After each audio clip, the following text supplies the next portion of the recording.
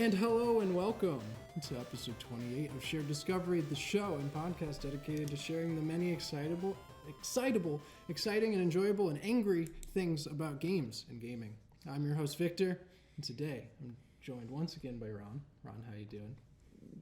I'm doing well, Victor. How are you doing? I'm glad someone's doing well today. You know, I'm feeling nice and spiffy. You are. Yeah, I'm a little unhinged today because we're doing a gamer rage. I am the rager. You're the calm one. You got your tea. You're put together. You're going to keep me in check today. That is right. But I will let them know at the top of the hour that I am untethered. My rage knows no bounds. Unhinged. So we're talking about gamer rage. I'm doing a little skit here, doing a little bit of acting, but it's going to be fun. We're going to teach all of you what gamer rage is, where does it come from, how does it manifest, and ways to overcome it when it happens. That's right, Victor. Everybody who plays games has encountered gamer rage in one form or another. Absolutely. Beyond a doubt. It's part of gaming. There are things that we'll list off, reasons why this happens, and when it happens, when you see it in a friend or see it in yourself, we'll just give you some tactics and some strategies for overcoming it. Yeah, because as essential as it is, it's not like, I don't know, I feel like you shouldn't want to have gamer rage. It's not good. Let's get that out at the top of the hour. Right. I'm joking about it, but gamer rage is not a good thing, and it can cause a host of problems with you and your friend group. So, but Ron, what have you been playing lately? What games? That's a great question. Magic the Gathering, when I can get it in. Right on. And then, Risk of Rain 2. Nice. Because I have some friends who play that. Solid. But other than that, I haven't had a lot of time for gaming. What about you, Victor? Me, I have been doing a rage-inducing challenge on a WoW private server. Oh, my. Where they have hardcore trials, 1 life. But if you beat the challenge, you'll get an account-wide special buff, right? So the one I'm doing is called that's cool. It's very cool, right? Yeah. It's like, I'm going to do this. It's called the Insane Challenge. Mm-hmm. So you can only heal and regenerate mana inside of inns. What? Okay. So, yeah. So resource management is very important. You have to be very careful. I'm playing like a ranger. Stay away from me. But I've died once already to stealth mobs. Yep. And then I died another time because of a thing I forgot I did months ago, which ruined my reputation in this city. Oh, so the it ruined the reputation account-wide for the city. No. And the guards insta-killed me. I was like, I forgot I did that. Oh. Wow. Yeah. Wow. So it's not all bad because I really like this server because they have a wardrobe system where anything that you wear, that look just gets applied to your account, and you can transmog and make your gear look any of those looks that you have. Wow. Is this officially supported, or is this just some modders and stuff? Private server. I must be. Yeah. Yes. Okay. It's super fun though. I can gush. It's called Ascension. It is a free pick server. So your class that you pick is a hero class. And you get points to put your skills and to get skills and talents from any class that's in the game and make your own unique build. Super fun. They even add new stuff onto it, like world-changing buffs that you can apply to your character. I'm like, why did I play WoW? Yeah, what? This sounds amazing. I was thinking about it as we tried to play WoW a few years back. Why did we not just show Ron this? Yeah. The XP is turned up. They've streamlined and removed a lot of quality of life changes. Yeah, those were my complaints. Is quality of life. Yes, and then. Okay, I can check Ascension. It's called Ascension. Yeah, we'll talk about it more. So after the show, I've been playing that a lot. It's super fun. The reason I can do those challenges is because even throughout them, I'm still getting permanent unlocks as I play. Every time I play a new character, I get 50 new looks for my character. So dress up. Dress up. That's what it's all about. But I wanted to lead with that because that's a good example of recent rage that I've had. So I'm going to reference that a bit throughout the episode. Oh, in Ascension? Yeah, when my hardcore character died. Oh, that, yeah, okay. Made me rage. They did change that, though, so your hardcore character dies, it just turns the challenge off. It doesn't delete your character. Okay. So people were getting really... weren't doing the challenges because it would delete your character if you failed it. So now they just turn the challenge off and say you failed, and you got to make a new character to try again. Okay. Yeah, but let's get into the episode. Yeah. I gushed too much about Ascension. I love that game. I'm having a great time. It was only like 4 minutes. It's only 4 minutes, but we got to do a little housekeeping that we do at the top of the hour to remind all of you, if you like what we're doing here, you like the show, please check us out on Instagram. You can see shots of the set. You can see videos, snippets of the show, just funny things that I'm making for the show there. Make sure you subscribe to the show. Leave some reviews on Spotify. I heard that really helps more people see the show. Okay, Spotify. That's what I've heard recently. And if you have any comments, questions, or current concerns, you want us to see it directly, quickly, email us at shareddiscoveryshow@gmail.com. And stay tuned. Episode 30 to 32 is coming out soon. That's where we started D&D gameplay. Oh, boy, do we. Oh, yeah. It was a good time. We pre-recorded that, and that was great. So I'm excited for all of you to see that. So, all right, Ron, I got a question for you. Top of the hour. Yeah, lay it on me, dude. What games or parts of games make you rage the most? Oh, man. Yeah, it's complicated, my rage. It's usually associated with like difficulty. Like if I'm not getting this, like if I'm just not figuring out this character, or I'm not figuring out this mission, or just something's not clicking, I will just get so irrationally angry. And like I like complex video games, so these things don't play well together. It's the learning curve. Yeah. The rage to get to the understanding. The rage powers me through learning curves, right? Like I'm learning in spite of myself. Okay. Almost. And then it's the losing progress, I would say. Those are my two bugbears. Those are the two big ones. Yeah. Immediately when I thought about this question, difficulty comes in, but the first thing I thought was like insta-death mechanics. Bro. But so Dark Souls comes to mind. Yes. Yeah. Because a lot of them are designed in a way. In the first 15 minutes, there's a dragon that breathes fire on you that you're not supposed to know about. You're supposed to die, so you learn about the game. And I'm like, rage. It's like the developers knew you personally. They knew me personally. I've tried Dark Souls so many times, and it's not me. I'm too ragey. But Ron, in all of these episodes, we got to define the term. Yes. So I think I got the Socratic method. The Socratic method. Yes. What is the thing? What is gamer rage? I got a definition here from you. The most accurate one I could find from Urban Dictionary. Tell them what it is. That's bad for your throat. What is gamer rage? Urban Dictionary says, you don't want to come across a gamer with a burning rage. This is the most dangerous apex predator you could ever meet. This happens when a gamer is interrupted, dies a lot, or is mocked in a game, leading them to exceed the limits of human emotion. In this state, no one within a 500-mile radius is safe. One wrong move, and you could be incinerated by the touch of these entities. They have the power to rip anything to shreds, usually the very device that gave them the rage. May Lord have mercy on those who come in contact with such a force of nature. I think that really sums it up. They become like the Human Torch. Yeah. Right? Just burning with rage. Burning with rage. You don't even want to ask if they're okay. And I know from experience, I don't like people asking me if you think I'm okay, dude? Like, I've... Whoa. So bad, I just want to leave the house. You just got to leave. Right? The house might crumble from the sheer amount of rage. Yeah. It's a sight to behold for sure. It's a sight to behold.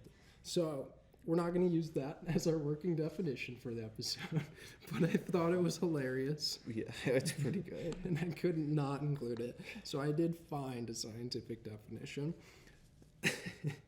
500-mile radius, though. That's what got me. That's some powerful rage. It's like a nuke going on. More than a nuke going It's on. more than a nuke going on. Yeah. So I got this definition from a study from Psychology of Popular Media titled Rage in Video Games, Characteristics of Loss of Control Among Gamers, a qualitative study.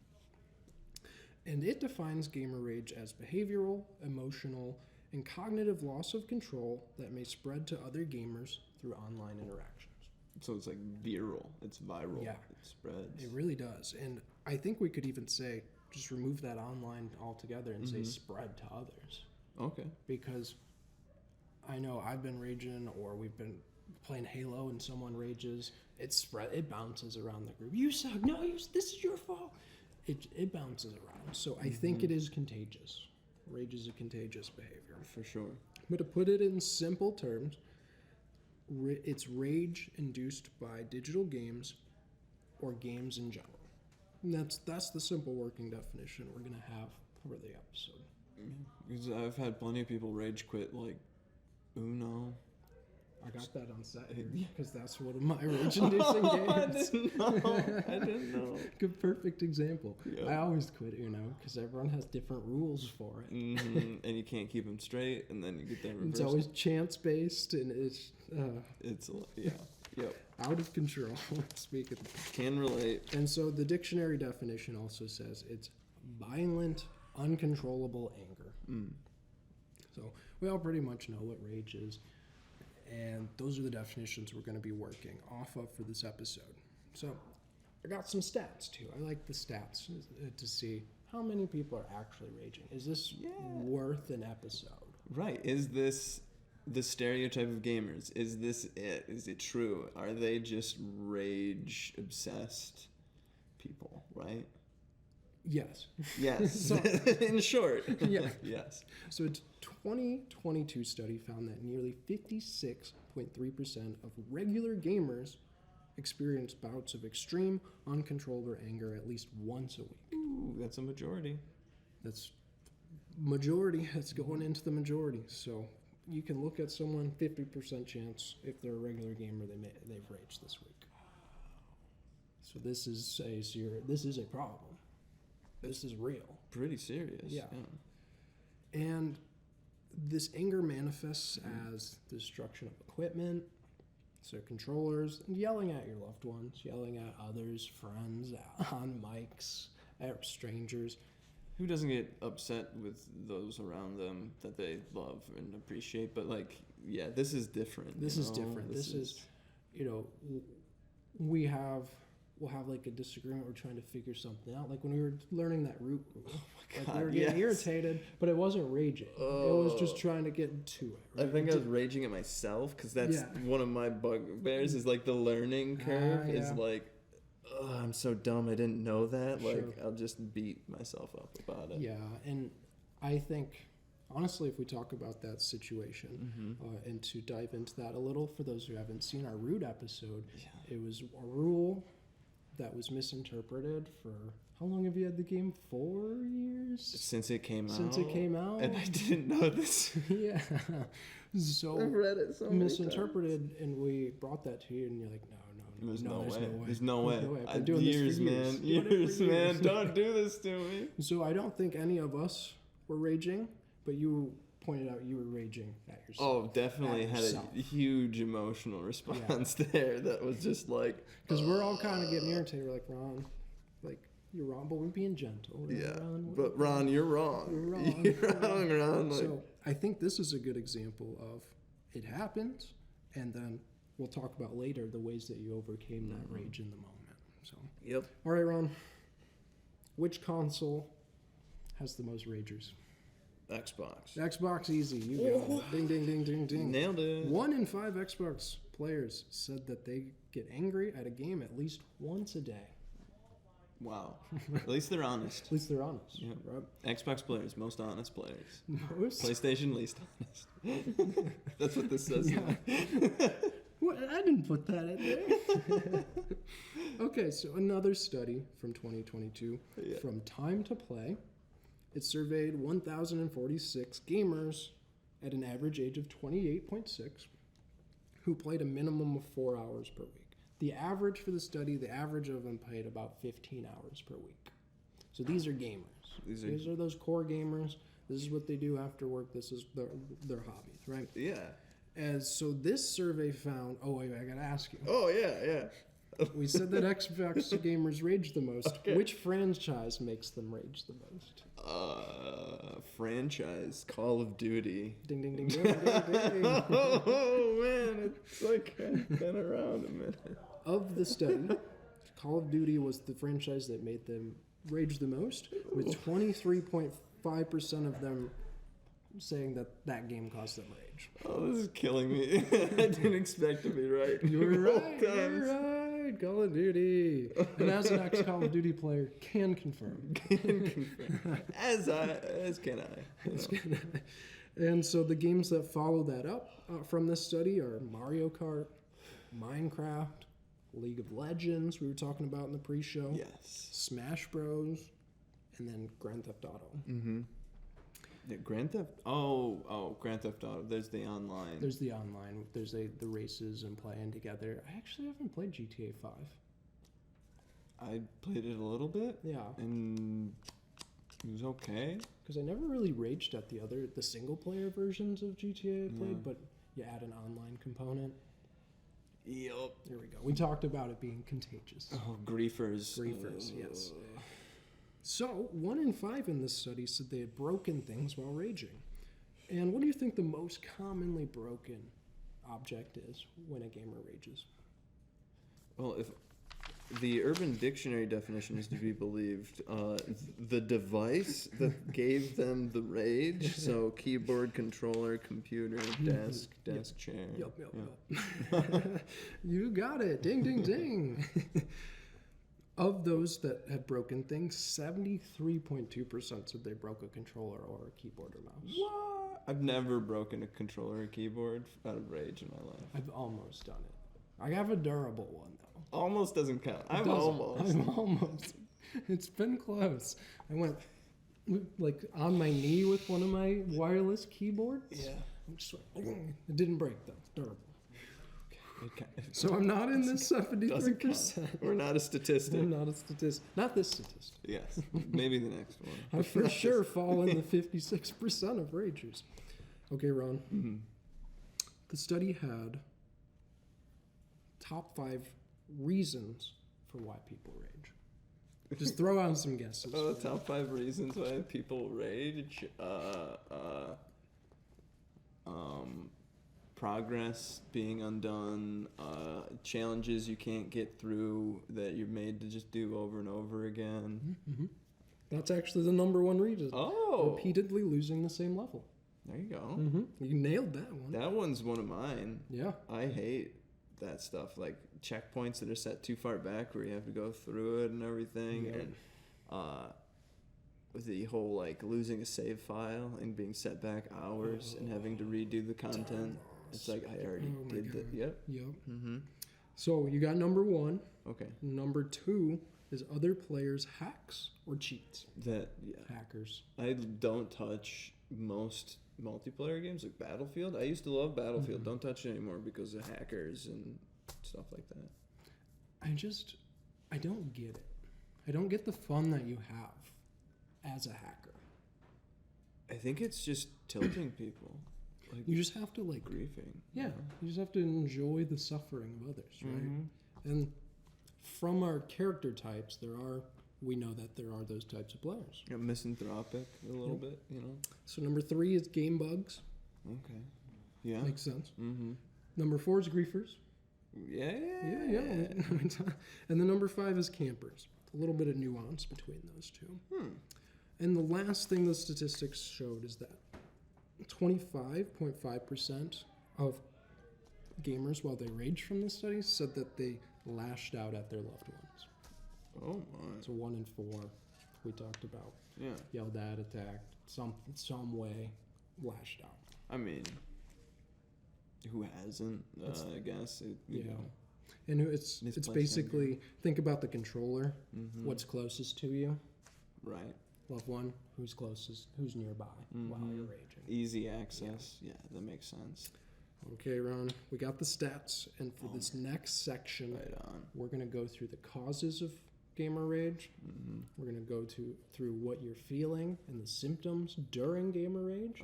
Then we're going to go over the moments after gamer rage, some of those effects, and then we're going to end by giving you how to overcome gamer rage. So we're going to go through this step here, but we're going to start with some of the causes of the gamer rage. So I'll kick us off here.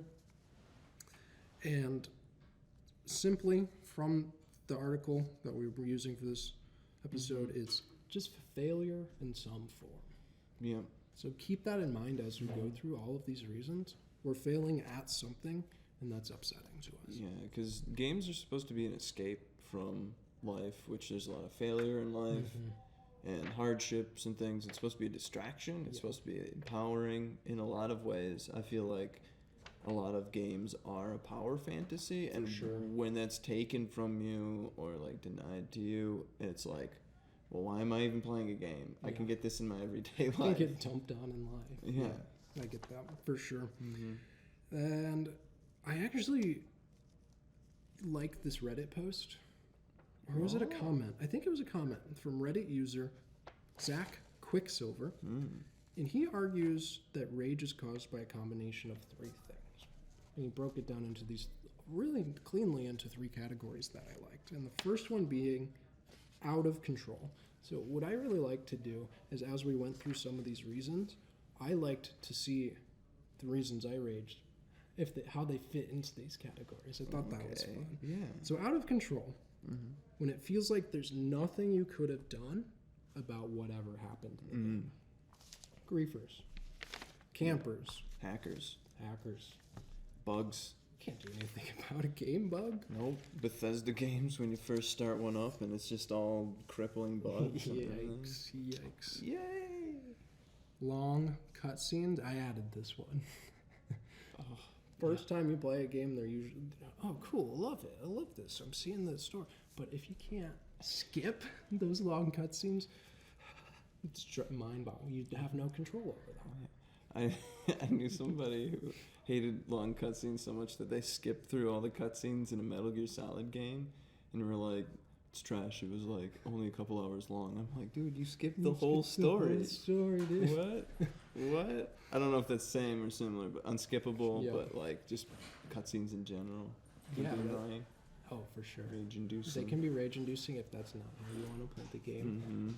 If you're not, you're just there for the action. Yeah, and like, there's Metal Gear Solid game where it's like mostly cutscene, and you're just like dipping in and out of the gameplay, and then that's all the game is. If you skip all the cutscenes, like, it lasted 2 hours. Well, come on. Right. Or I think I've been listening to a speedrunning podcast recently.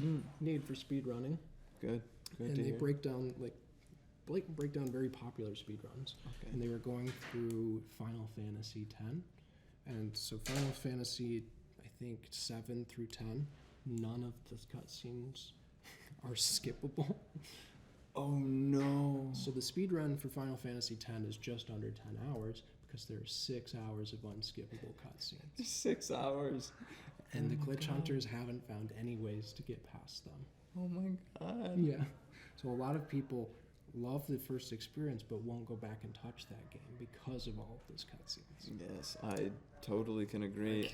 I think there's a boss in the early game of 10 that if you fail it, you have to go through like unskippable, like a few minutes of unskippable cutscenes and dialogue and stuff, and you're just like, please, I just messed up once. I'm sorry, game. Stop hurting me. I just looked at my phone one time. Right. I'm so sorry. It's oh man, universal, really. That's out of your control. We can't skip that.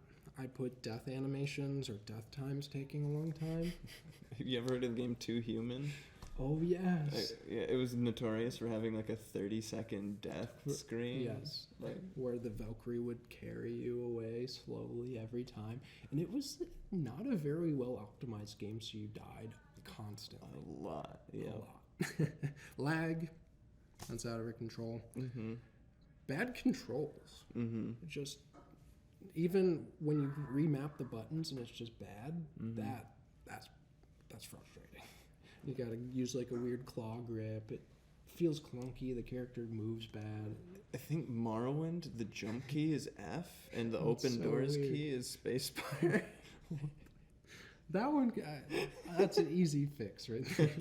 Remap immediately. Yep, immediately. Morrowind's janky. It's classic though. Interruptions. You get a phone call. Classic. Go, hey mom. Hey, can you pause your online? Yeah, I was just gonna say. The classic. Classics. All right, so those are things that are out of our control. Yep. What is the second reason? The second reason? The cognitive stuff you're talking about? Or you're talking loss of effort? Yes. Where am I? Page 3? Okay, we're getting confused. We gotta chuck our sheet. Yeah, I gotta get rid of the dunnage here. Boom. All right, it's off the table. I think I won that one. Okay. So, control. Loss of effort. Number 1. Number 2. Loss of effort. Right. Loss of effort. The more that is lost, the more likely rage results. So that we're talking loss of progress. We're talking repeating the same level. Oh boy, who loves seeing the same thing? Are you just calling out retro games this episode, Ron? You know, I do have a bone to pick with retro games. Like, guys, seriously, we haven't had arcades for how long now? And you're doing the life thing? Like, quarters, I haven't used a quarter in 5 years. Like, please catch up. Be more generous. Yeah, it's like RTS players. Like, your time is done. You're gone. It's over. Let it go. I heard... So I listened to the Dark Souls 3 speedrunning podcast, and they said some of the bosses are frustrating to practice because of how far the bonfire is away. Yes, that's classic Dark Souls. Classic loss of time right there. Yep, those developers in Dark Souls, they know what they're doing, and they're trying to waste my time. They do know. It's part of the experience. You know, they're trying to tilt you. It's all to get under your skin. It wasn't until I started researching Dark Souls for our horror episode that I understood how the mechanics they were using were to enhance that sense of dread throughout the game. So I have a much higher respect. Still don't want to pay it. Exactly. Like, it doesn't want you to play it. Like, that's the sort of environment it builds, right? Yes. It's like, it wants to mess with you. Right. So, yeah, losing time, huge. I put a lost base here because there's a lot of base building games like Rust. Jinx. Can I talk? Rust is a big one. You have to be on 24 hours a day or have someone on to protect the base or it's gone. Minecraft with your friends. If you got a griefer friend, don't expect that base to be around long. Flint and Tinder's really easy to make. Or don't tell them the coordinates of your base. At that point, why are you playing multiplayer? Why are you playing multiplayer? Just having extra stuff loaded in, I guess. Come on. This is a big one. Ooh. This, I think, overlaps with the first category, out of your control, is just losing a save file. A save file corrupting, a memory card corrupting. Someone doing it to you, like deleting your save file. We've talked about that before. We've done that. Oh, my brother and I were rude, and we would delete each other's WoW characters. Oh, wait, no, on purpose? Yeah. No, Not our main ones. Okay, not that petty. Not petty. One time, my brother was really mad. I walked him up to the highest peak I could find in the game. Just boxed all of his stuff, put it all in the bank or sold it, and deleted his Hearthstone. He was so mad. Now, how do I get another one? And to get another one, you just talk to any innkeeper. Oh, but you gotta but you have to get there. And we didn't know that because I was 10 and he was 7.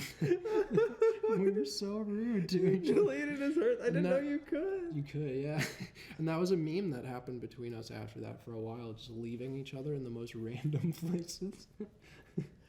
Leaving each other in the ocean. Lord, you had a very different brother experience than I had. Oh, it made us rage.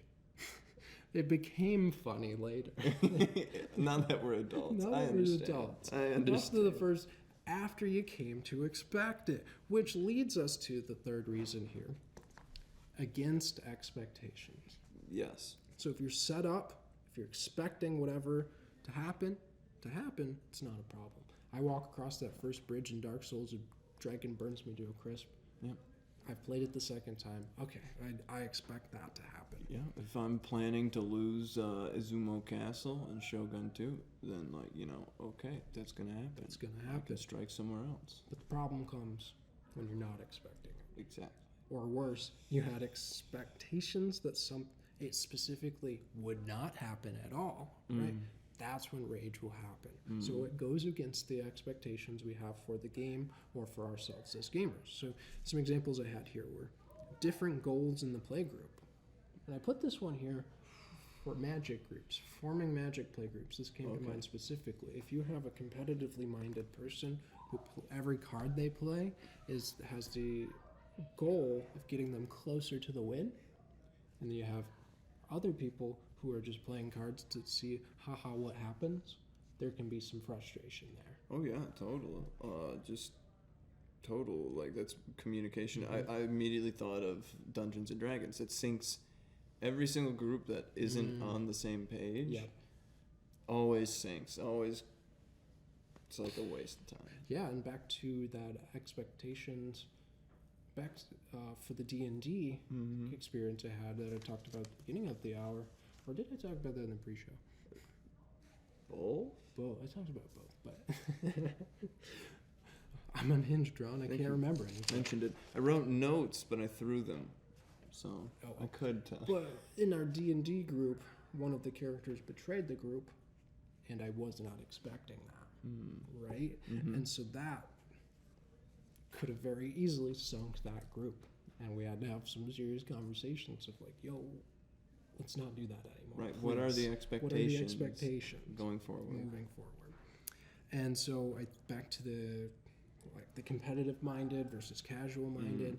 The casual players get upset because you won in 3 or 4 turns. That's not even a game. But the competitive mind person says, well, why did you play that card then? That didn't do anything to help you win. Right. So there's these competing expectations of how this game's going to unfold. And I feel like that happens a lot in Magic because there's so much, like, self-expression and competitiveness, like, implied, and, like, but those things don't necessarily mesh. Yeah. In some cases they might, which is cool. Like, you're on theme, you're on point, you're playing the game well. But, like, yeah, when the game theme doesn't line up with, like, the competitiveness of the game, I feel like that happens a lot in Scythe. Scythe is like, when you look at it, you're like, oh, you play it like this. But when you sit down and play it at a competitive level, it's like, this is a completely different beast. I had no idea that really it was makes like a lot of sense too, because I played Scythe the one time with you. The one time we all played Solitaire. Yes. But I imagine that it's pretty cutthroat. Yes. When on a competitive level, you're always interfering with people's resources. Constantly interfering, and it's all mind games. It's all constant mind games. Absolutely. And so that is like, if you don't match those expectations, you're going to have some rage in the group. Secret goals, back to the betrayal in our D&D group. Yes. I expected us all to have the same goals. You had a different one. Frustrating. Insta-kill mechanics. I talked about this at the beginning. I expected to land some hits and learn a little bit, and I explode. Oh, no. Instantly. Oh, gosh dang it. Okay, that's frustrating. Because how do you learn from that, right? If you instantly die, how are you going to learn from it if it just is overbearing? Exactly. And there's nothing to learn there. You're going to learn by just starting at a bonfire 5 minutes away. And doing it again. And getting instant killed again. Until you find something. No. Until you figure something. Until you figure it out. Or you don't, and you rage quit. Bingo. We'll get back to that later. Bingo. Hold on to that. Yeah. And then the last thing I had here was breaking consistency. And the example that the article gave was, if all boxes are breakable, you roll into them, you're boom, break it, smash, boom. It's consistent. Boom. And then there's one that you just can't break. Like, why? Why, game? That's not consistent. You broke my expectation for me being able to break the boxes. Yep. I really liked that example. So those are the 3 reasons that Zach Quicksilver gave to what gamer rage looks like, right? Things that are out of our control, loss of effort, against expectations. And as I went through this, I think they all kind of fell into the expectations category just a little bit. They overlapped with that one. And it also kind of feels to me like it has a lot to do with like loss and like loss and failure. A seemingly inequitable return. That makes sense. Like like injustice almost. Like you're getting angry for a very valid reason. It's just, is the anger matching the reason you're angry? You know what I mean? Am I breaking my controller? Me breaking my controller because I can't smash a box that I've done 100 times, does that match? Right. Does that intensity match not being able to smash a box? It makes sense that you would be upset by that because it's inconsistent, but what extreme are you taking this to?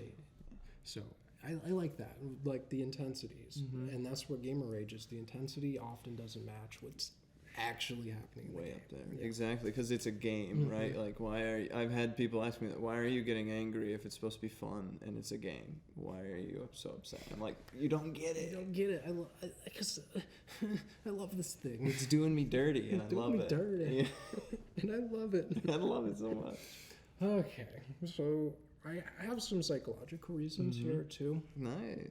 I actually found a pretty cool scientific explanation for some of this rage. And so some of the frustration issues in real life manifest as anger in games, right? So we use these games as an escape, but it's frustrated when we start losing a game and those feelings remind us of our real life bubble, our real life problems that we can't overcome. Why am I playing the game if I can't escape from these feelings of failure? Right, and I think I mentioned that a little bit with the like, it's escapist, it's fantasy, it's like power fantasy. You're trying to wish fulfill a little bit. Absolutely. Escape from reality. For sure. Like anytime any game has a magic mechanic, that's a fantasy, a power fantasy. Because it doesn't exist. And like I've had people describe this game Pathologic as like unplayable. Like no one should ever want to play it because it's so like punishing, and it strives to be somewhat realistic to what it's like being poor and starving on the street. So is that fun if it's constantly like trying to get under your skin until you, I don't know. If that's the expectation you have going in. Right. It can be fun for you. Right. But I think I would probably not rage about the game, but the concepts. Like, this is real. Homelessness is, why is this a thing? So that's a different rage, I think. I think that the intensity of the rage probably matches the concepts in that example. Interesting. I've never heard of Pathologic. Yeah, it's wild. It's like, you're just hanging out in a town, and suddenly a plague hits, and all of the food prices shoot through the roof, and it's like you have hunger meters and sleep and stuff, and you've got quests that you got to run around and do. That's so stressful. It's very stressful. That's not escapism. No, it doesn't even try to be. It's like, we're gonna sit you down in a real world and make it just fantastical enough to be like confusing, and then have fun. Oh man, I'm curious. Do you enjoy the game? I'm still trying to figure that out. As I say, I'm curious what people do enjoy about the game. So it's interesting. I want to look that up after the show. That's very interesting. Yeah, from what I've heard, it's the challenge. The challenge. It's so hard. So overcoming. That's the reward they get from it, is overcoming something difficult. Right. Okay. I could see that for sure. That's the Dark Souls mentality too. Yeah. So, okay. I got some science here. Science. Right. Some brain science here. So I read this section in this article, and it said, video games make you angry by suppressing your emotions. And I said, shut up, that doesn't make sense. That anger is an emotion. Anger is an emotion. What are you talking about? So I had to read it, and I had to understand it. No, stop making me rage reading. I don't understand. Talk about not understanding. But what it says is, so let's break it down, right? So the amygdala is the part of the brain that governs our negative emotions, our fear, our anger, our pain, our frustration. And what the research shows from fMRI studies is that when you start playing a game and you're feeling some of these negative emotions, the frustration, the anger, the pain, the sadness, the amygdala starts to calm down.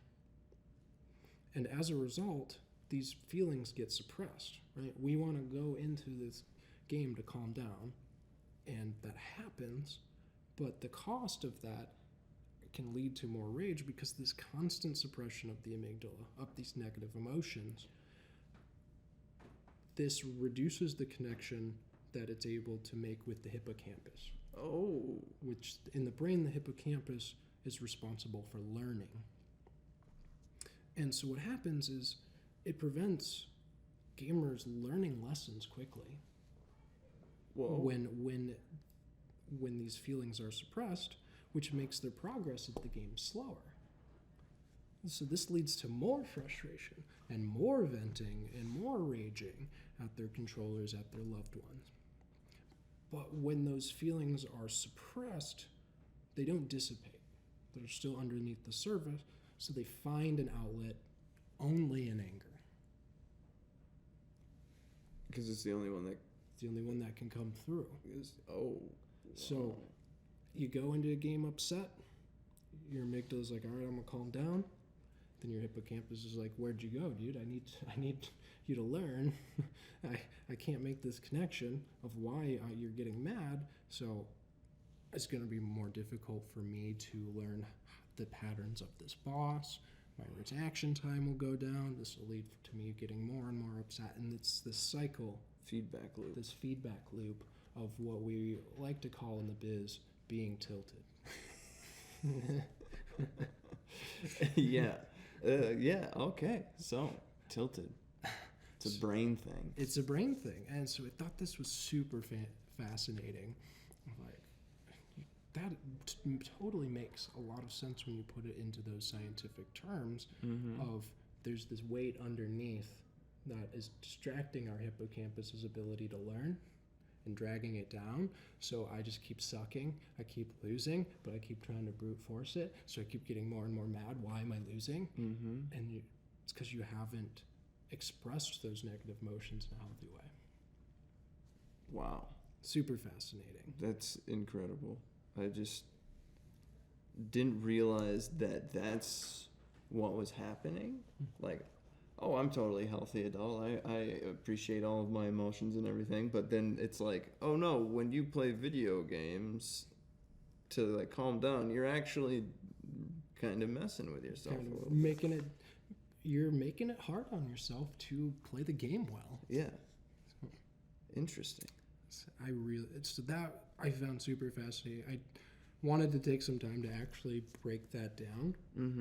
To say, hey, I know games are there to help us calm down, but maybe we should process those feelings a little bit better before going into the game, and I think the answer here is not using games as our only release for those feelings. Right, because I don't even feel like it's much of a release. Like, I work out to get like stress relief and like that sort of like being in my own head and talking to myself and dealing with my emotions and things. But like, yeah, when I'm gaming, it's totally like I'm in the game, and then when I stop the game, it's like everything just picks back up again. Like, I see that. It's like a blank spot of emotions almost. Oh, that's a really good way to put it. Yeah. A blank spot of emotion, of those suppressed emotions. Because I'll just play tilted the whole time. Sometimes, like just, I don't like this game. I'm gonna play it, and I'm gonna suck at it, but I'm gonna play it. So when my hardcore character died, I was mad, raged a little, said, "What the heck?" I made a character immediately and just leveled it up, just staring at the screen angrily. And I forced myself through being tilted, and I guarantee I wasn't playing as well as I was an hour before, right? But I was like, I don't care. I need some progress here. So I do that too, for sure. Just brute force. Just brute force it tilted. Oh, I gotta watch out for that one. You gotta watch out for that one. Okay, good to know. So then there's a phenomenon in video games where it can cause alexithymia. Alexithymia. Which is not necessarily a disorder, but it is a psychological phenomenon where people have the inability to understand their inner emotional state. So what am I actually feeling right now? I feel bad is not how you are feeling. And this is something that I now have a name for that you've given me. Thank you so much, alexithymia. But this is something I experienced and purposefully cut back on gaming because it was messing with my own perception of my inner self and emotions and stuff for a really long time there, and then also other stuff. But it was feeding into that gamer rage, and then just kind of keeping me unable to deal with my stuff on the inside, Very interesting. And so what does that stepping back look like for you? It was being a little more choosy with the games I play instead of just playing everything that everybody's playing or recommends. It's no, it's okay to just put a game down and not play it ever again. Nothing's over till I'm dead, but also I don't want to play Call of Duty ever again, and that's okay. And that's okay. That's okay. I stick to games that don't make me angry. Sure. And if it's a game like Risk of Rain where it can very easily make me angry, I just play characters that are chill, or I get myself in a chill mood wrapped in a blanket with a hot cocoa or something, and just don't take it serious. I like that. That's a good way to... I know for games that make me rage or that are hard, the rage dissipates so much if I do it with others. Yes. So that helps a lot too. You can't take yourself seriously raging if you're doing it with other people, It becomes a joke. Exactly. So I like that a lot. So this alexithymia, a lot of gamers have this alexithymia for the reasons we were talking about with the amygdala, the hippocampus. The frog came back. Uh-oh. Do you need some tea? Ma. But it just becomes difficult to understand these true suppressed feelings, and it comes out as anger. The last reason we have here is a toxic gaming community. Wouldn't know one. Wouldn't know. I've had to back up from that myself, right? When I played Call of Duty, it's peak gaming when you have people on the mic that are actually communicating about the game, but that is by far the outlier. Outlier for real. It's a sweet moment, but it's an outlier. Yes. So I've had to just not even touch mic in online games and mute everyone. I'm playing this game by myself because I can't deal with this screaming and raging in my ear from this toxic community. Someone eating chips, I feel like we've talked about this a few times. We definitely have. The chip eating. Just the chip eating while raging too. You really can't understand. No. Mute. So, and what we found too is the rage and anger are contagious. We've been saying that throughout this episode. Yeah. Anger's a meme. It's a gene. It spreads like a plague. It really does. It's like yawning or laughing. These are contagious behaviors that are going to happen when you're around people. This is not a good one, like yawning or laughing. Yep.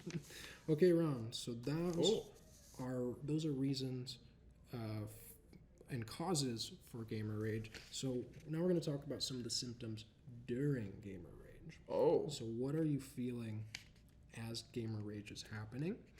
And so what happened, already talked about the loss of emotional regulation. So what does that look like physically?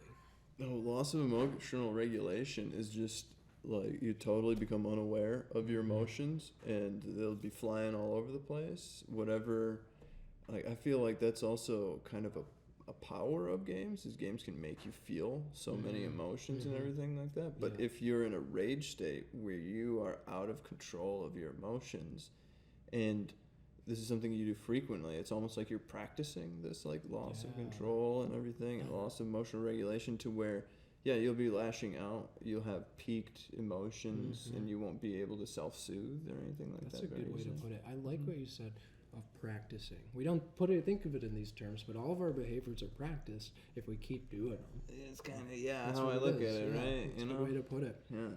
And so there are a lot of physical symptoms that accompany this. It makes me think of like exercise and like the symptoms. It's like, oh, raised heart rate, faster breathing, sometimes shaking. Like who hasn't run and had like shaky legs? Like clenching of teeth. That's like done that like pushing off a bench, right? High stress situation, tightened muscles, sweating, discomfort, loss of appetite, malabsorption of food. Well, I don't know about that last. Not the last one. That one's like your stomach is like you're in a fight or flight response almost at that point. And I saw this one and I looked it up, and studies actually show that your body is worse at absorbing nutrition from food while you're raging. That's incredible. Yeah. That's incredible. So me personally, I lose my appetite. I don't want to eat when I'm hungry, and then even if I do, I'm not absorbing the nutrients properly.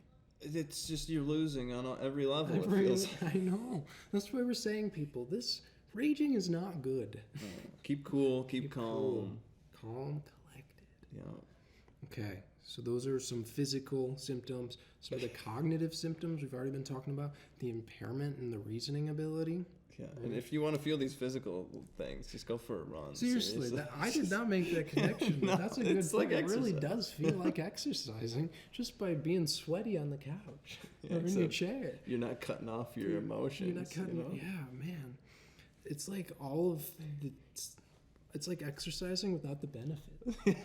Yep. So some of these cognitive symptoms are impairment of reasoning abilities resulting in difficulties in decision making and the implementation of adaptive strategies, or being tilted, inability to learn, adapt to the boss's movements. You have, and I like this one. My dad works at Nintendo. Increase in the external attribution of perceived causes of the failure of games. Right. Well, it's just a little too cold in this room. I did.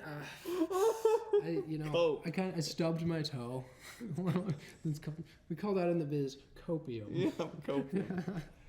Oh Lord. But yeah, there's the classic one. It's like, yeah, well, my uncle works at Nintendo. Yeah. Right. So these external reasons we use that have nothing to do why we're losing the game.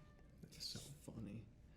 Oh man. But behavioral. Yeah. Yeah. This one is gamer rage affects you long term, and I feel like that's kind of like behaviors, your long term effects and everything. As gamers highlight significant restlessness and impulsivity that could be associated with verbal or behavioral aggressive acts.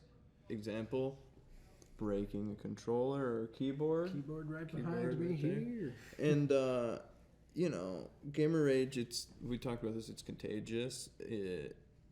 And it can spread to teammates and adversaries and just poison everybody and spread around and give everyone all these horrible physical and cognitive symptoms and just like keep spreading itself. Yeah, the feedback loop. Bad feedback loop. This negative feedback loop. You can pass it back and forth between your friends. It's so after the rage, yes, we're coming down. What are the feelings? So emotionally, we often feel guilt or shame for the ways we've treated the people around us, the things that we've broken. Natural. Yeah.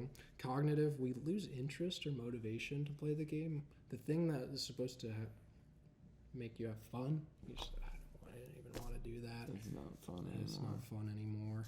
And then behaviorally, this article said that it can last from a few minutes. The rage itself can last from a few minutes to some hours. And then afterwards, you can be lethargic, low energy, still misbehave. I mean, you just went for a run, essentially. Yeah.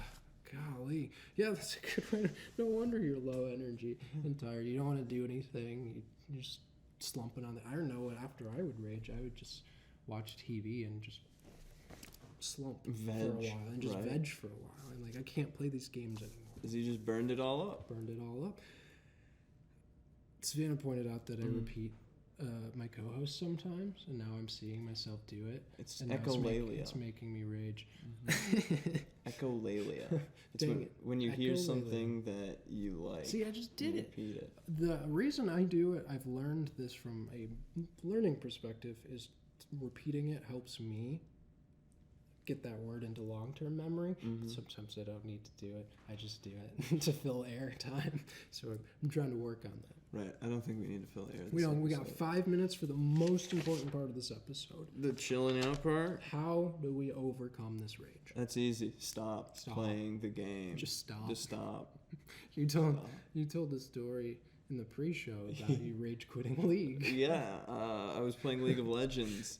And what was it? I got so friggin' tilted that... Yeah, I'm jumping ahead here, but I think this is perfect. So our outro question is, what is a time you successfully overcame gamer rage? And I think this is a perfect example. That's what it was. I was playing League of Legends, and I was getting so angry that this was the one and only time where I was about to break my keyboard. And I picked it up to smash it, and I just stopped. And I set it down, and I was like, you know what? I don't need to do this. I have a better solution. And I quit out of League of Legends, uninstalled it, and never played it again. I love that. Do you know how many times I've heard in the talk about toxic gaming community, toxic chat, hey, uninstall, nerd. Uninstall, you're bad. So I did. You did. Yeah. And it helped you not rage. And you know what? You did the bullet point after that. You went to play a different game. Right. Yeah. And that helped. And you even mentioned that when I talked about how you changed some of these habits, is choosing specifically the games that don't make you rage. Right, because instead of playing League of Legends and Fortnite or whatever I could be playing, I'm playing economic efficiency simulators instead. Spreadsheet simulators. Spreadsheets. Yeah. So, take your anger somewhere else. Go hit the batting cages. That's a good one. You even talked about how exercise in general is really good outlet for you. That's my go-to, exercise, every time. And I do that while I pause and come back later. Exercise is a good one. Yeah, and then another one that I rely on these days is set limits and have short breaks. Yeah. Like, it's okay to get up and, like, go do something and come back to the game, or, like, just play for 2 hours and then, okay, that's it for the day. That's it. My mom used to say this when we were growing up. You can play in long stretches of times, but there has to be 15-minute breaks where you do something else throughout. Say, yeah, whatever. No, I'm going to play my game as long as I want. But I'm like, oh, that's really wise. Working those breaks in for the quality of your eyes and your mental state, very, very good for short breaks. Okay, Ron, what are some relaxation techniques that people should look out for to help them chill out? Finding other things to do, like listening to music, watching a show, other hobbies, reading. Yeah. Reading is a nice quiet For sure.